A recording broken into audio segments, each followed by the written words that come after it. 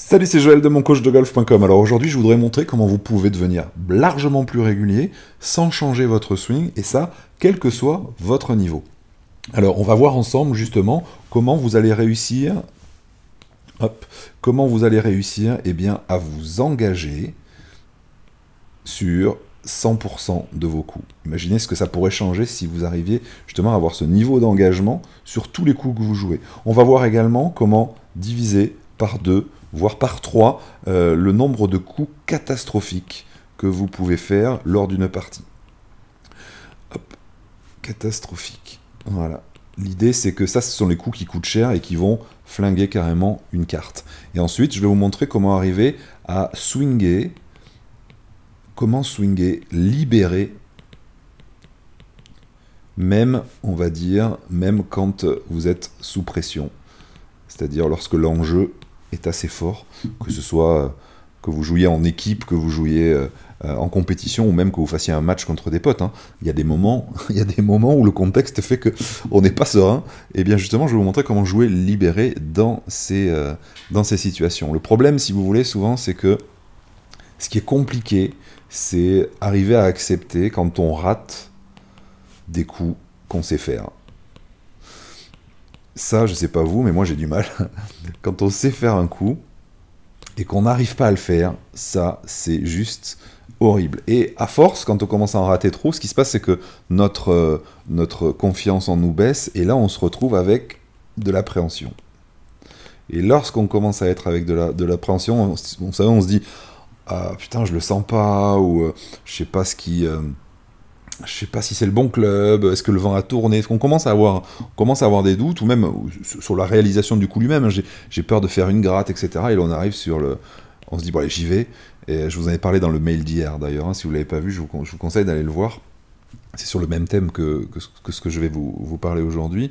Et l'idée, c'est que là, on sort, je le savais. Vous savez, le fameux « je le savais », je le sentais, quoi. Et ça, c'est assez difficile à accepter.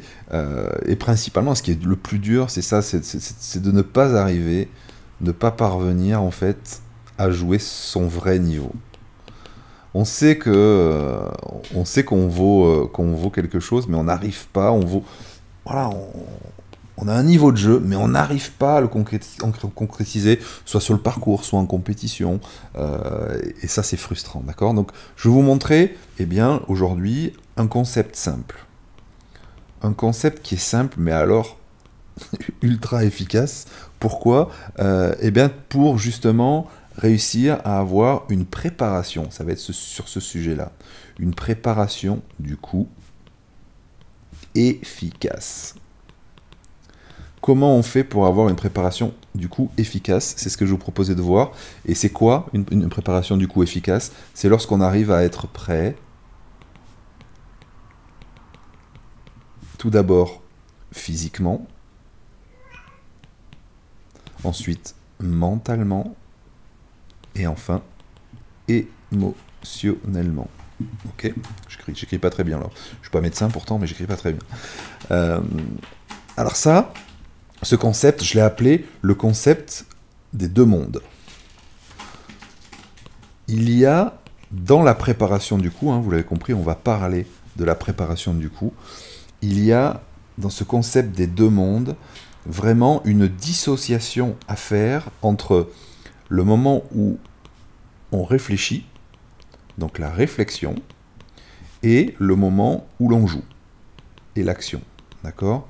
L'idée, c'est un petit peu, si vous voulez, le piège dans lequel il est facile de tomber, c'est de se retrouver sur la balle, à se poser des questions, à se dire, tiens, il faut que je casse mes poignets, il faut que je tourne mes épaules, il faut que je fasse ci, il faut que je fasse ça. Alors, avoir une clé, c'est toujours bon. Moi, j'utilise toujours une clé de swing, une sensation, un point de repère, bref, sur lequel je m'appuie.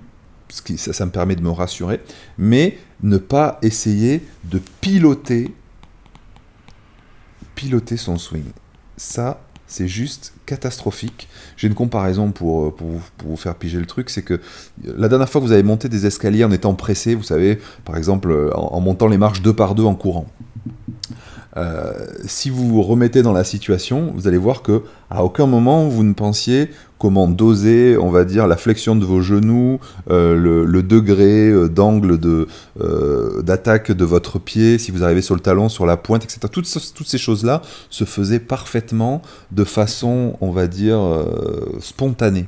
C'est-à-dire que le cerveau, lui, gérait ça sans que vous vous en occupiez, comme quand vous respirez, quand vous regardez quelque chose, que votre cœur bat, etc. Donc c'est vraiment l'inconscient, le subconscient qui va gérer cette partie-là. Et le problème, quand on veut chercher à piloter son swing, eh bien, c'est que on perd en fluidité, ça marche plus, on perd en coordination, ça marche plus, et on perd en rythme. Le rythme, c'est la capacité à enchaîner en fait les phases du swing. Et là, forcément, on n'arrive pas à jouer. Alors, comment j'ai découvert ce concept des deux mondes, parce que je ne l'ai pas inventé, c'est... tiens, je vous ai préparé une petite photo. C'est Pia Nilsson et Lynn Marriott, voilà, qui sont en fait deux coachs américaines et qui ont une philosophie du golf qu'elles ont appelée Vision 54. Vous connaissez très certainement, je pense. Ce sont des auteurs best-sellers. J'ai lu tous leurs livres et ça a beaucoup influencé à la fois mon jeu et à la fois mon coaching. C'est-à-dire que j'ai utilisé énormément, et j'utilise énormément de leurs concepts dans mon enseignement. C'est-à-dire que je partage énormément leur vision du golf. Et elles appellent ça, en fait, il y a 3 zones dans ce concept des deux mondes, et je vais vous les détailler tout de suite. Hop, on va ranger ça, voilà. Et c'est parti pour l'explication. Alors, avant l'explication, qui l'utilise? Il y a les pros, d'accord, qui jouent sur le tour, 100% de mes élèves, parce que je leur explique quasiment dès les premiers cours comment préparer, parce que c'est bien beau d'améliorer la technique d'un joueur, mais s'il n'améliore pas sa préparation, c'est voué à l'échec. Donc 100% des joueurs que je coach, d'accord. Et ensuite, évidemment, moi-même, c'est-à-dire que, perso, j'utilise ce concept, ça c'est à chaque coup, d'accord. Alors, voici le grand principe de ce concept. Il y a, on va dire, trois grands principes. Le premier, c'est la zone. Cette zone qui va être une zone de réflexion. Je vais vous la détailler juste après. Enfin, en tout cas, vous l'illustrez. Ensuite, vous avez la ligne de décision.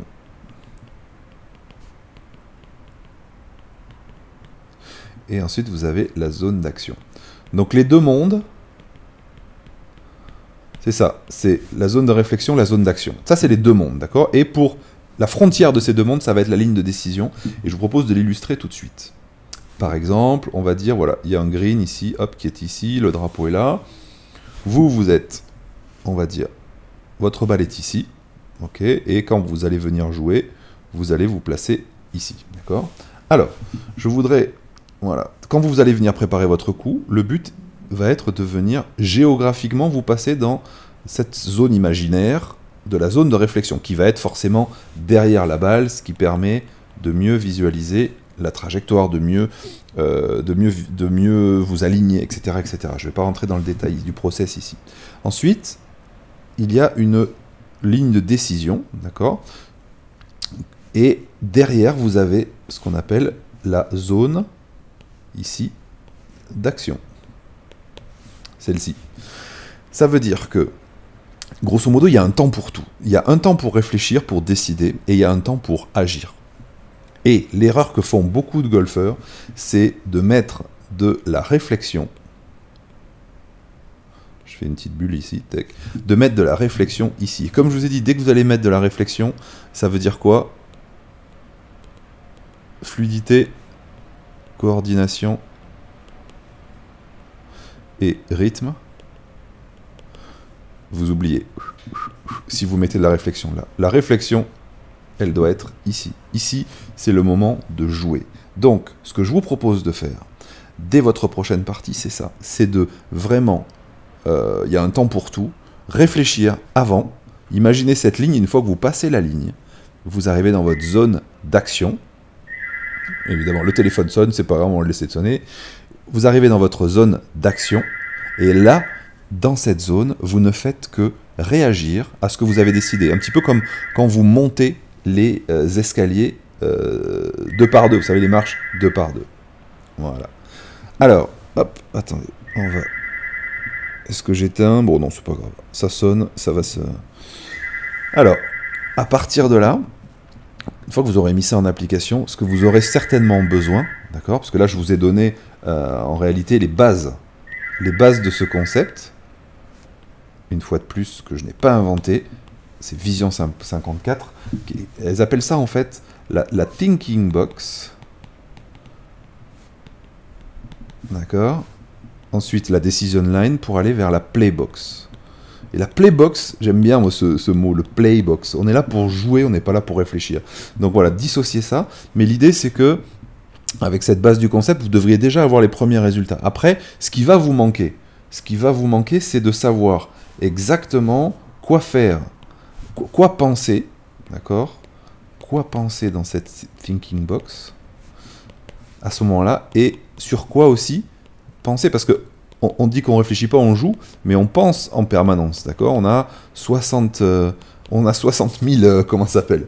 On a 60 000 pensées par jour, donc forcément on continue de penser quand on est là, mais à quoi on pense quand on est dans la Playbox? Et justement, je vais vous expliquer ça dans la vidéo suivante. Il suffit tout simplement de cliquer, vous avez un lien qui est tout simplement sous la vidéo, hein. Je vous ai mis un lien, vous regardez juste en dessous pour y accéder.